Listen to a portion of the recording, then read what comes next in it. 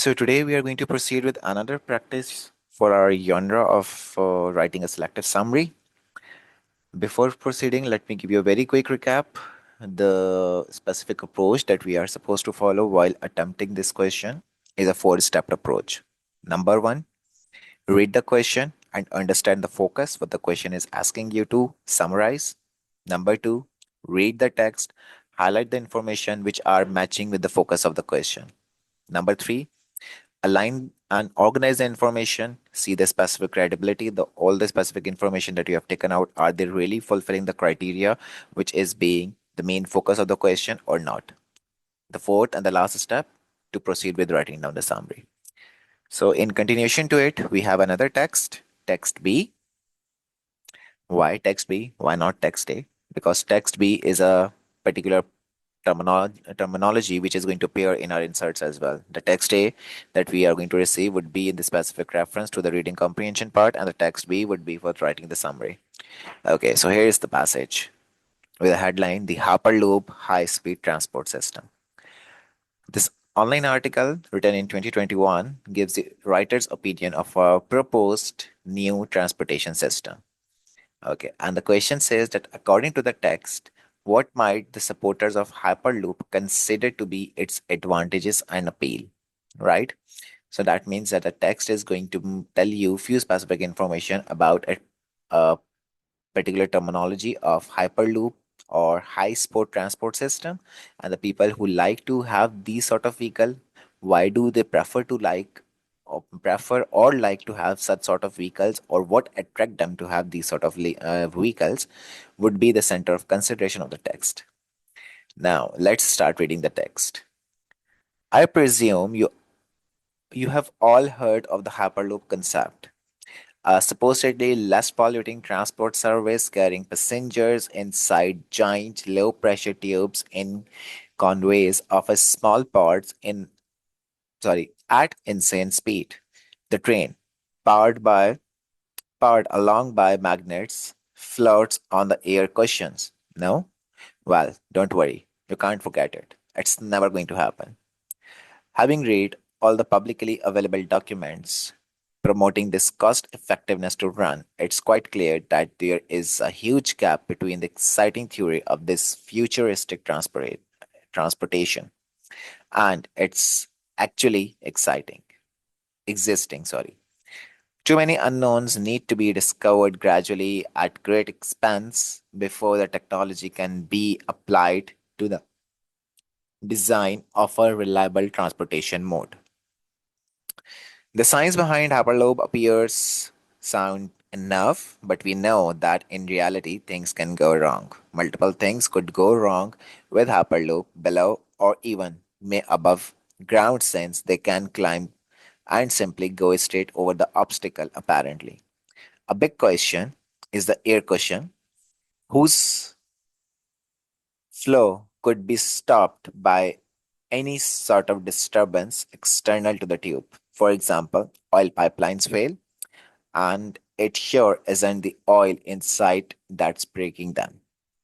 Another enormous fault with the concept that nobody nowadays needs to save 1 hour to get from one city to another. Mobile Wi Fi means there is no such thing as unproductive time anymore. This has clearly escaped hyperloopers, dazzled by the elegant design. That isn't to say that suction tube transport can work, but rather that we don't know enough to agree that it will work reliably and efficiently. Traveling in a tube might also not be the comfortable experience imagined due to the nausea inducing acceleration. Hyperloop companies won't be the first to try transporting people in a sealed tube. The point are reassuringly in 1867, the inventor Alfred Alley Beach wanted to build an underground train system that relied on pneumatic tubes. But Beach abandoned his passenger system, instead focusing on the easier task of moving mail. More sensible investors in the Hyperloop projects argue its potential as a cargo transportation system between countries, perhaps beneath waters. Think about it. If a pot full of cereals ever broke, would it even make the news? So, in simple words, the text is basically highlighting the idea of Hyperloop, which is an idea for a super fast train that would travel through the large tubes, and the train wouldn't touch the ground. It would float on air and be pushed forward by magnets. This can make a cleaner and the more eco friendly way to travel. Supporters say that it would be cheap to run and could quickly take people from one city to another. And the science behind it makes sense. But in real life, there are many challenges. For example, small problems with the air cushion system could stop the train from working. Or some people believe that the Hyperloop could go over obstacles or even travel underground or under the sea. However, the writer of this passage argues that today's travelers don't really need to save just an hour on a trip because they can work online while traveling. So the Hyperloop design looks cool and modern, but we don't yet know if it will actually work smoothly and safely. It might also be uncomfortable for the passengers because of the way it speeds up and slows down. In the past, people have also tried the similar ideas, like it has been mentioned in the passage that in 1867, an inventor whose name was Alfred Ali Beach, thought to build a tube transport system, but he ended up using it for the mail instead of people. So, some experts think that the Hyperloop might work better for transporting goods rather than the people. So, it could be the useful for the trade between the countries, but not useful for the people to travel. This is what the question say. Sorry, this is what the passage says. Now we have understood the passage. We have read the passage and we have understood the passage. Now let's plan towards a specific summary. The first thing, like we need to highlight the specific idea from the given text, like what specific phrases or the sentences suggest you to move to this idea, right? So start from the beginning. I presume you have heard the Hyperloop concept as a supposedly less polluting transport service, right? So the specific mention of the less transporting transport service, that means it is a particular sort of eco-friendly, right? That this concept is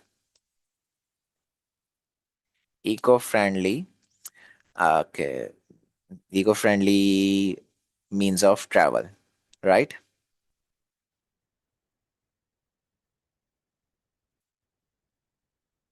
Not mean. Source of travel. Okay. Carrying passengers inside a giant low pressure tubes in the conveys of the small pods at intense speed. Insane speed. Sorry, not intense. Let's highlight it as well. So,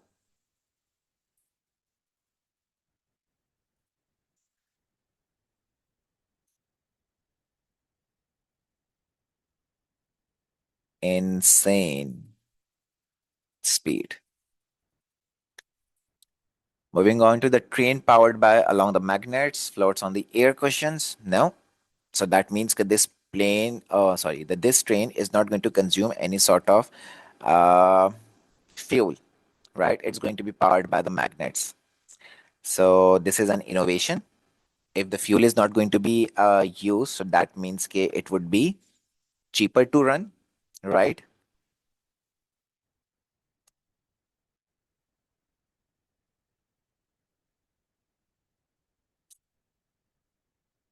Okay. Having all the publicly available documents promoting cost effectiveness, yes, the cheaper to operate thing has been mentioned here. Again, if in case you come up with two specific ideas, so rather than writing them twice, you can write only one time. It's clear, it's quite clear that there is a huge gap between exciting theory of the futuristic transportation. Futuristic transportation, that means that it is a particular way of innovation, like how the particular concept of traveling is being innovated, right? It's so we can say that it is innovative step,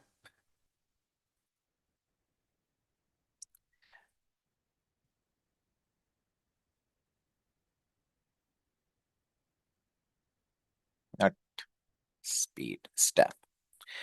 Okay. Too many unknowns need to be discovered gradually at great expense before the technology can apply to the design of the reliable transportation mode. So here it is giving you a specific platform for the understanding that it is a best way, like the idea is basically quite very, or you can say it's full of curiosity, right? The science behind the hyperloop appears sound enough, but w- we know that in reality things can go wrong. So the science behind about it seems interesting, right? So that means it's a logical approach.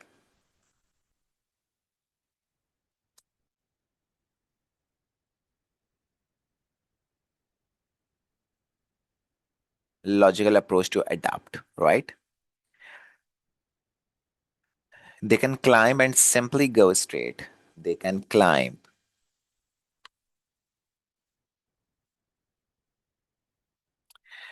This means that mm,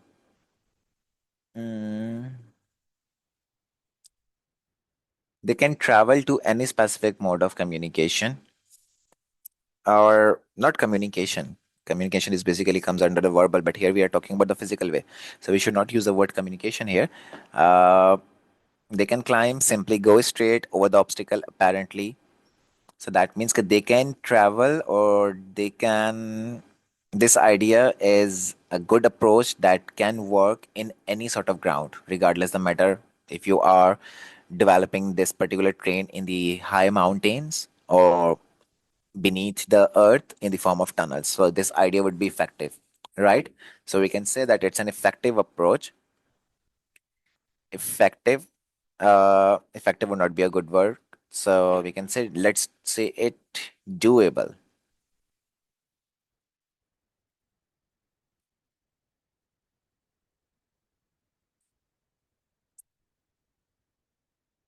Even in height, lowland, or we can say I hate my typing. Lowland, or we can say underground, right? So this means that this particular concept can be found anywhere. Okay, now from here, another the question is a bigger question is the concerns are going to be expressed. Let me highlight it with some another color so that we can clearly differentiate that this is the other part of the question, which means the appeal.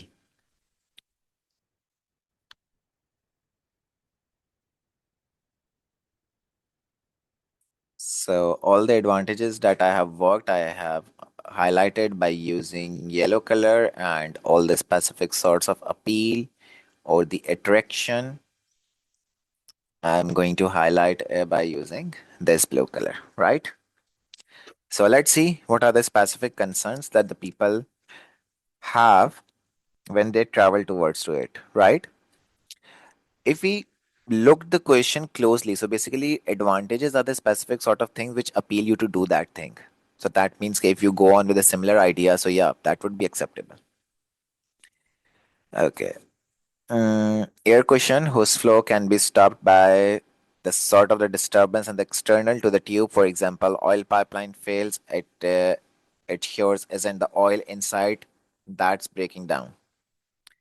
Enormous fault with a concept that nobody nowadays needs to save 1 hour to get from one city to another city. So this is giving the specific idea that it helps you to save time on travel between the cities, right?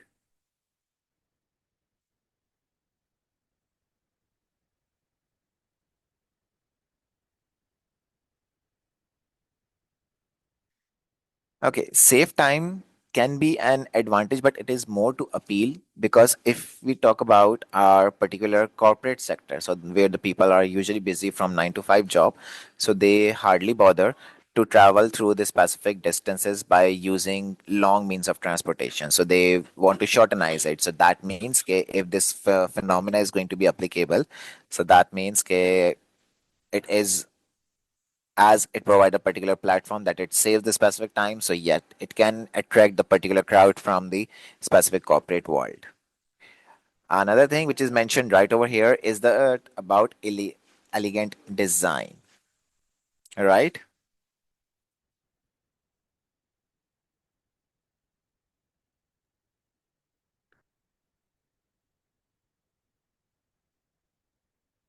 And this phrase is basically I missed earlier somewhere in the beginning. Now the author has basically used the word dazzled by the elegant design. Let me just find it out somewhere. Mm,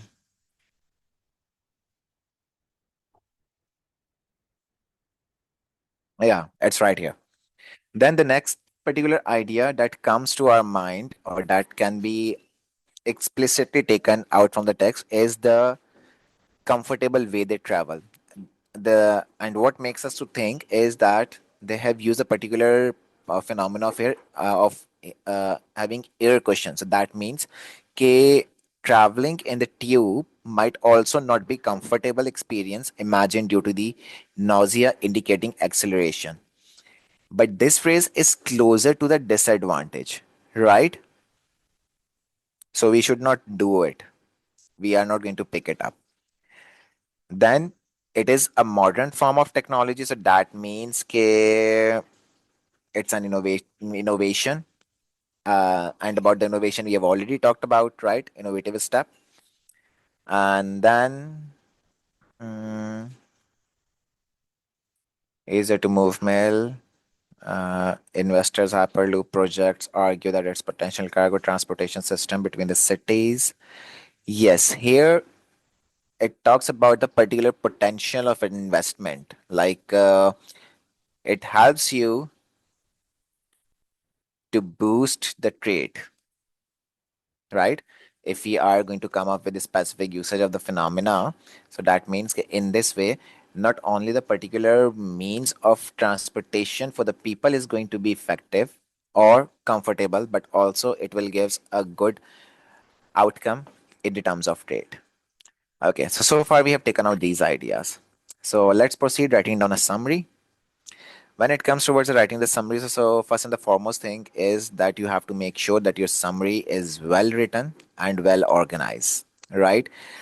uh, in our previous classes I have mentioned that paragraphing is supposed to be done,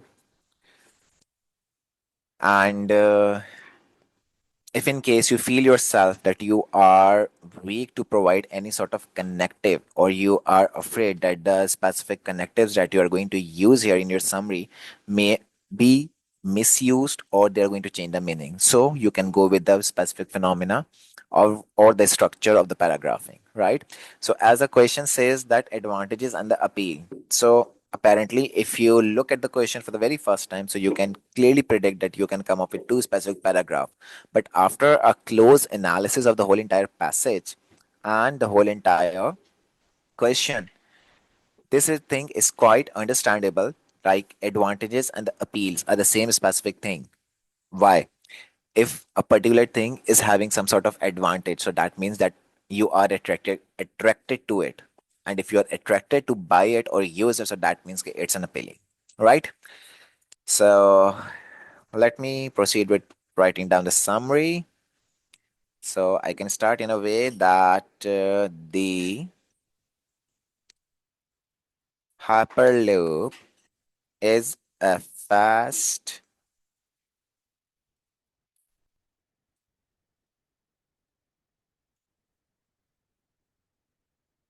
and futuristic transportation system. If you want to avoid this word of futuristic because it has already been used in the text, and in summary, we are supposed to use the words of our own. You can say that innovative approach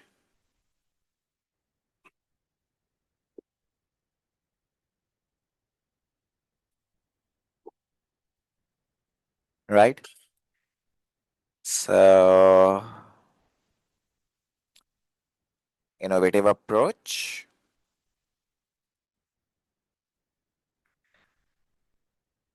in transportation system.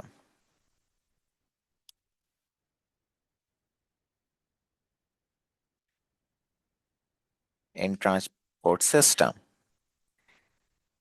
And basically, this whole entire approach come up with the usage of the magnet. So let's add it as a sort of introduction that uses magnets to move parts through low pressure.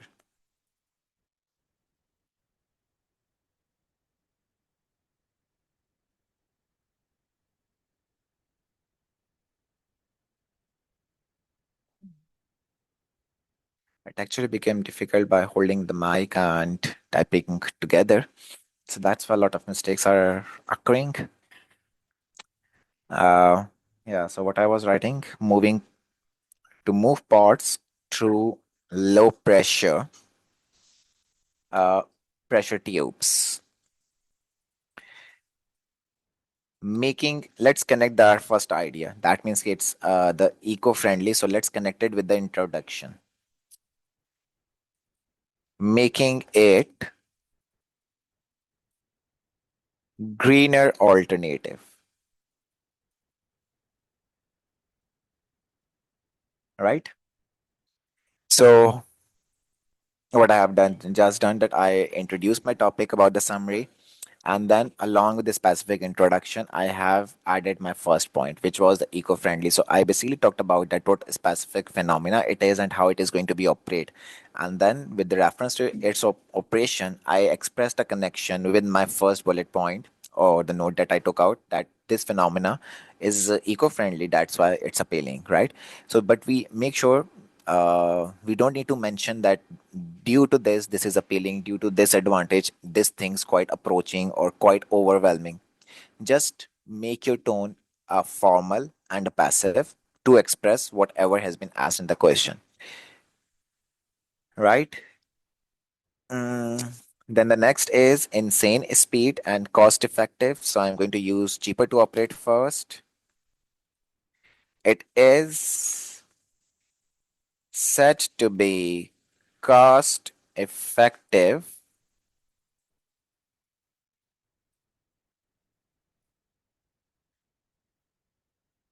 and based on sound science. Again, I have combined two ideas that this idea, this phenomena, this approach is quite very cost effective, it's cheaper to use, and it's a logical phenomena. Like it's not about the bias thing, it's not about something has come up with this specific innovation while sitting on the comfortable couch at home, right? So this is a logical approach, right? So in this way you are going to combine the remaining ideas that we have taken out, right? So the starting I have given you as a source of what we can say a sample, like how you're going to introduce your topic, and how you're going to show a connection between your topic and a particular transition towards shifting your mood from introduction of a topic to particular main ideas that you have taken out. Okay, so let me give you a very quick recap. Like what we have discussed, we discussed another prompt of writing, summary writing. This passage I have taken from some past paper, and which year is it? I can't recall at the moment. It must be from IGCSE because IGCSE O500 basically have the similar summary writing questions with our English Evolvent 2-3. So the passage was basically the specific concept of the Hyperloop. We discussed the four-step approach that we need to follow while working with the summary writing question.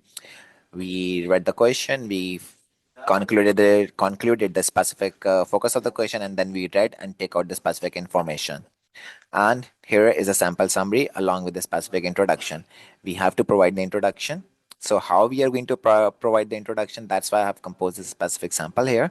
That introduction should not be that much greater or the longer in the length that it's going to consume all of your wording. Remember, the word limit is going to play a very crucial role, as it has only 150 words, uh, as you have only 150 words in your hand. Plus 10 and minus 10 are somehow acceptable, but try to stick beneath to 150. Practice writing your summary under 120 or 130 words, so that when you're going to sit in your final exam, you would be able to manage this word limit, right?